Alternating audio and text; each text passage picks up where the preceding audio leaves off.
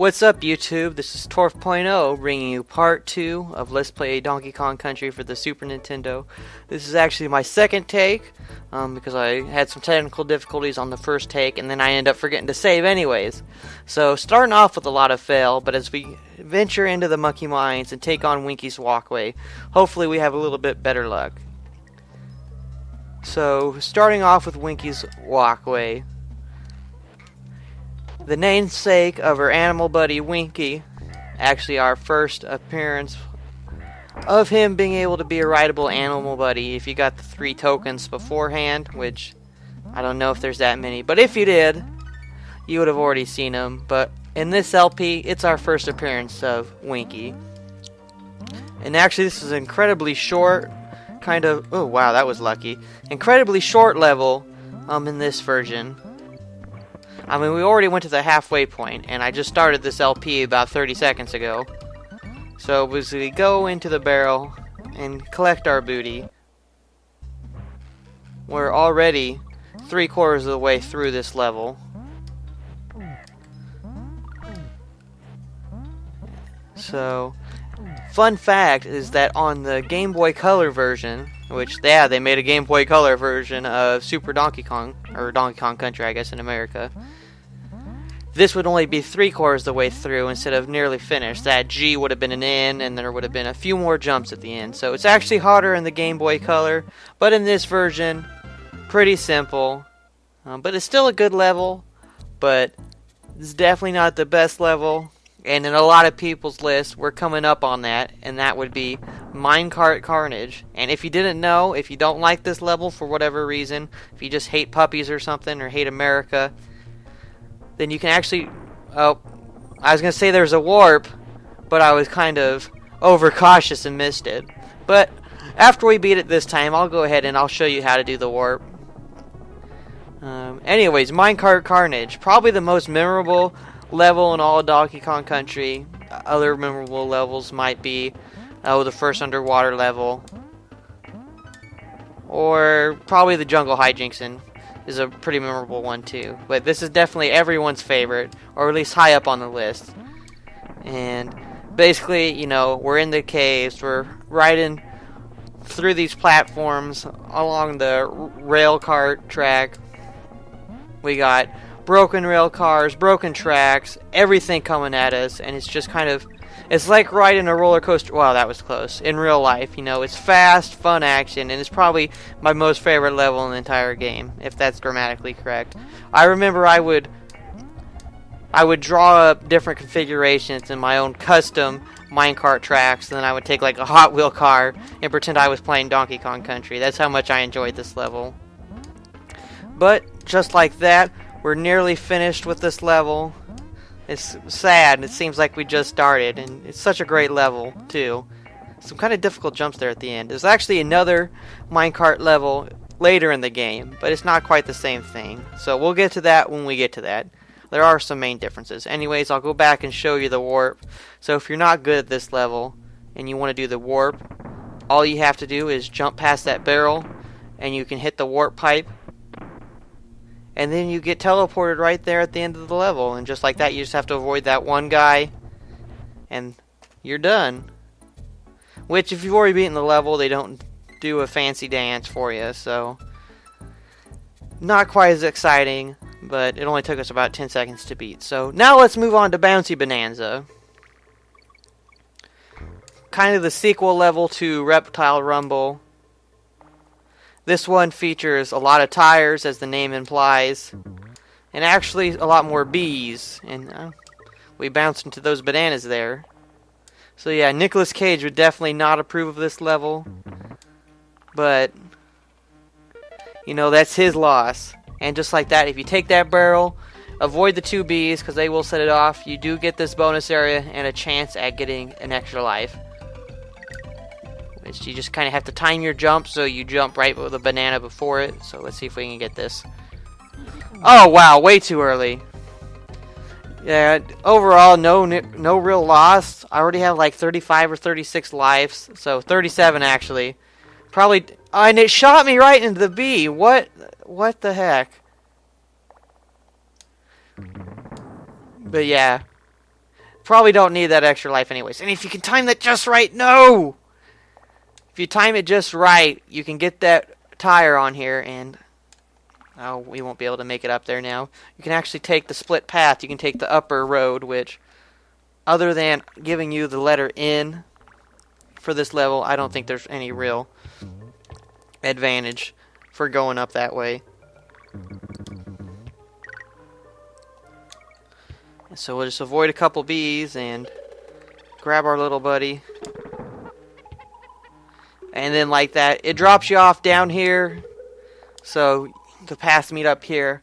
Then right here in this cave, featuring our buddy Winky. Already we're playing with Winky again, and kind of the other implied bouncy of Bouncy Banana, because Bonanza, not Banana. Well, I guess the bananas are a pretty big point of the game, but not the theme of this level. So yeah, he's a frog. Frogs like to jump. Ergo, Bouncy Bonanza.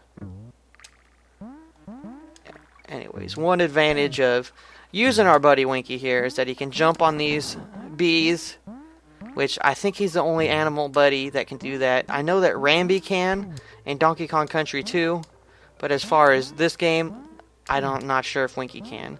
So we got the G, nearly finished with the level, but there is one more secret that we gotta do before we can get the 100%. And here it is right here. Just kind of a collect the bananas little secret room. And then just like that, it drops us off at the end.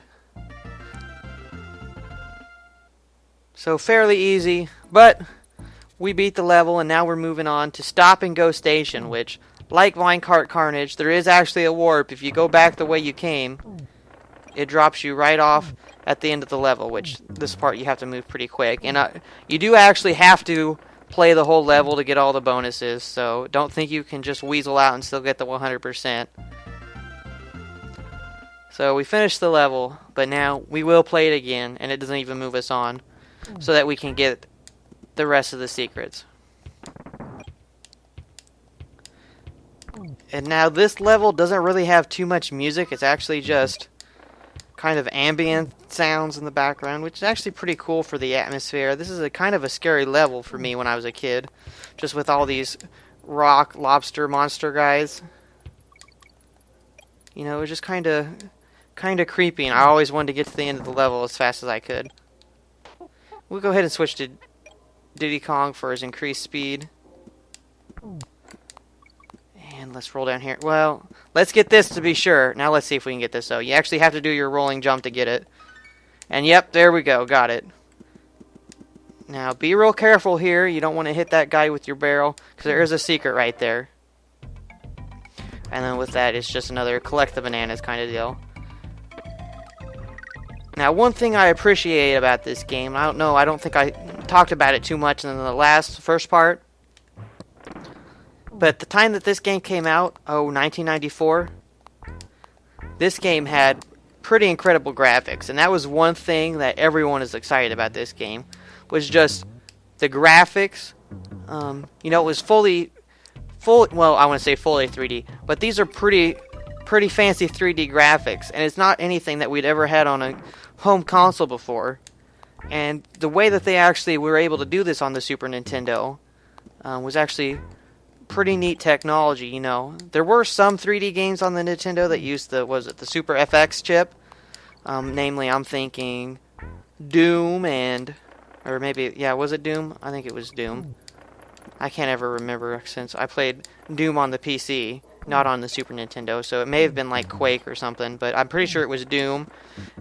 That Noah's Ark ripoff, so for those of you who've seen the AVGN episode. And we did get all the bonuses in that stage, so good deal. And then like Star Fox, all used the Super FX chip to actually render the 3D as you were playing. Where, in contrast to this game uses pre-rendered 3D sprites rather than fully 3D models. Oh, nice. I landed back in the barrel. And go to the left, you can get your little buddy, and go to the right, and you get the K for the level. Anyways, it uses pre-rendered 3D sprites, which, to use this, basically what Rare had to do was that they took pretty decent risk and purchased a supercomputer, which they made these fully 3D models. So, Diddy Kong and Donkey Kong that you see in this game, originally, they're 3D models on a supercomputer, but they took the images of the 3D models and the animations, they captured them into still images, and then they created them on the Super Nintendo, which gives it a fully 3D look, but it's actually rendered on the supercomputer and then drawn via sprites on your screen. So it's actually a pretty cool technology, and let us see graphics in games that we had never really seen before. And it was something that everyone was excited about. And then I think they did the same in Killer Instinct. I don't know, was Killer Instinct made by Rare? I'm not a big fan of fighting games, especially as a kid, so I never really played that one. But as far as the graphics, similar concept, similarly good graphics, and finally they are making another Killer Instinct games, which I couldn't tell you when the last one was made. But yeah, they announced it at E3, so I guess that's kind of on topic there. But yeah, one thing that this game really led the market in was graphics, something that everyone was excited about. And actually, if you go to where you start at and go straight down, you can see this giant on guard token. This one will double your score, so highly recommend that you get that. It'll give you more potential for getting lives, because the point of this is to get all these little on guard animal tokens, depending on which stage it is. And for every multiple of 100 that you get that many more lives. So we just got 6 more, so we have 46 lives already. So a little overkill. But yeah, we're doing pretty well in the lives department. And anyways, be real careful with this TNT barrel. You're going to have to jump over those two guys, because we have another bonus already right here. And with this one, it's just kind of the guess where the balloon, token, whatever is. Pay real close attention. Now, I think it's over here on the left, but I was wrong before, so let's see. Oh yeah, pretty wrong again this time. It was on the third one. I guessed the left one last time. This is obviously not a good one to guess. Yeah, luckily you don't have to win the bonus. You just have to find it to get the 100% completion. And I already have 46 lives, almost have 47 with the amount of bananas I have. So I'm not really complaining. Anyways, another little technology you can see that really brings depth to the game, an actual literal sense, is that the layered backgrounds kind of scroll at different speeds. It creates a parallax 3D effect, actually called parallax scrolling. So just another way that this game was really innovated in graphics, and it's just something I really can appreciate. So yet again, we are on our animal buddy Winky. This is already the 3rd time we've played as him in this world, so kind of a common theme. And in fact, there hasn't even been a different animal buddy in this world. Oh, get back here, get back here! And he commits suicide. Oh well, the level's nearly over. Oh, rats. And then Diddy. Everyone's committing suicide. But we're at the end of the level, so no skin off my bones. We did go ahead, we got all the secrets there, so 100% overall completion of the world. And we didn't visit Cranky last episode, so let's go ahead and give him a visit this time. I kind of want to see what he has to say. Aren't you a sight for sore eyes? The crafty croctopus corners his crock of collectibles and coral capers. I reckon that Ramby the rhino could break open just about any hidden entrance. There's nothing more I can tell you. What a waste of my time. Stupid old man. Okay, well, we'll go ahead. We'll take on Master Necky, the boss of the monkey mines. Basically, he's just the Master Necky, overgrown, floating head commander of all the Neckies in this game. And kind of the theme with bosses in this game, like Very Naughty, pretty easy. You just jump on their head, he'll shoot some nuts at you, and in a few hits, he's already fallen. So we grab our Nintendo banana, we move up the mountain to Vine Valley.